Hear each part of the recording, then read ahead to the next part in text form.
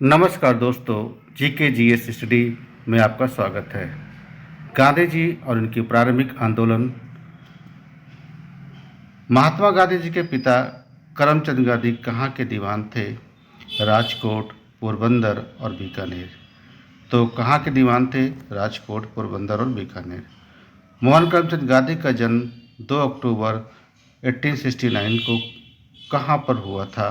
पोरबंदर, गुजरात। आप लोग बताइएगा कि जवाहरलाल नेहरू का जन्म किस सन में हुआ था? महात्मा गांधी जी की प्रारंभिक शिक्षा कहाँ संपन्न हुई थी? राजकोट में। गांधी जी किस कॉलेज से पढ़ाई की थी? तो शामल दास कॉलेज, भावनगर, भावनगर गुजरात। गांधी जी ने कानून की पढ़ाई किस देश में की थी? तो यूनाइटेड किंगडम, इसका मतलब कि ब्रिटेन में। गांधी जी के अल्पायु 13 वर्ष में विवाह किसके साथ हुआ था? तो गांधी जी की पत्नी का नाम क्या था? कस्तूरबा गांधी। गांधी जी के बड़े पुत्र, ज्येष्ठ पुत्र कौन थे? हरिलाल गांधी। गांधी जी 24 वर्ष की उम्र 1893 में किसका मुकदमा लड़ने के लिए दक्षिण अफ्रीका डरबन गए थे? गुजराती व्यापारी अब्दुल्ला के। नटाल इंडिया कांग्रेस की स्थापना गांधी जी ने कहाँ पर की थी? दक्षिण अफ्रीका, 1894 ईस्वी में। महात्मा गांधी जी ने सर्वप्रथम राष्ट्रीय कांग्रेस किस अधिवेशन में भाग लिया था? कलकत्ता अधिवेशन 1901 में। गांधी जी ने 1903 में जोहान्सबर्ग में अपनी लॉ फर्म स्थापित की, जहां पर वे कब तक रहे? 1910 तक। गांधी जी के ट्रस्टीशिप के सिद्धांत का प्रतिपादन कहाँ पर किया गया? दक्षिण अफ्रीका, 1903, लॉ फर्म ट्रस्टीशिप पर आधारित। गांधी जी द्वारा स्थापित प्रथम आश्रम कौन था? तो फिनिक्स आश्रम। बढ़िया क्वेश्चन है, कई बार पूछा भी गया है। गांधी जी दक्षिण अफ्रीका के डरबन में फिनिक्स आश्रम की स्थापना किस वर्ष की थी? 1904 में। गांधी जी के बारे में कथन सत्य है, उन्होंने अपनी प्रारंभिक शिक्षा राजकोट से प्राप्त की थी। कस्तूरबा के साथ उनका विवाह 13 वर्ष की आयु में हुआ था। उन्होंने विधि का अध्ययन द इन टेम्पल, लंदन में किया था। वे रस्किन की पुस्तक अनटू दिस लास्ट से सर्वाधिक प्रभावित थे। गांधी जी द्वारा दक्षिण अफ्रीका में प्रकाशित पत्र का नाम क्या था? Indian opinion.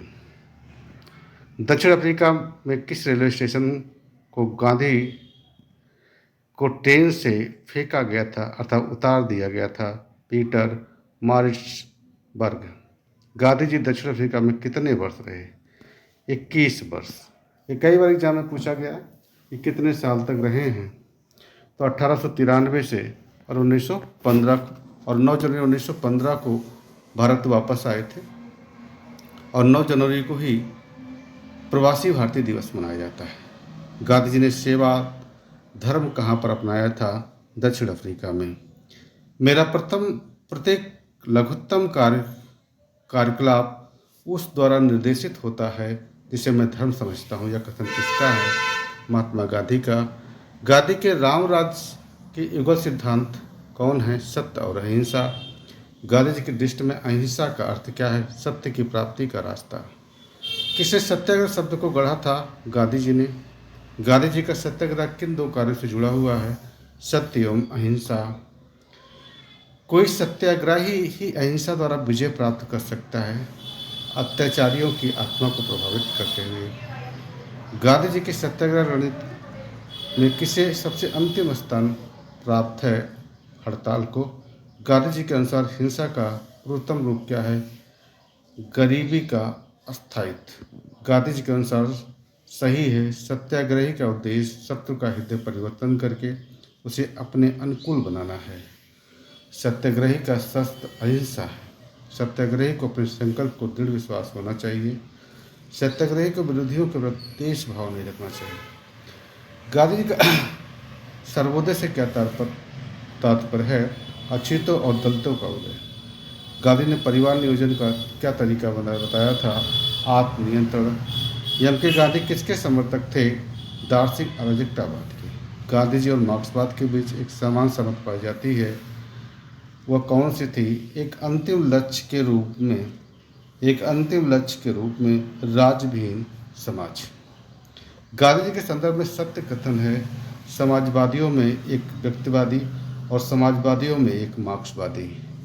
दोस्तों आप लोग बताइएगा, गांधी जी कांग्रेस के केवल एक बार अध्यक्ष बने थे और किस सन में कांग्रेस के अध्यक्ष बने थे। इसके आगे अगले वीडियो में बनाते हैं जल्दी।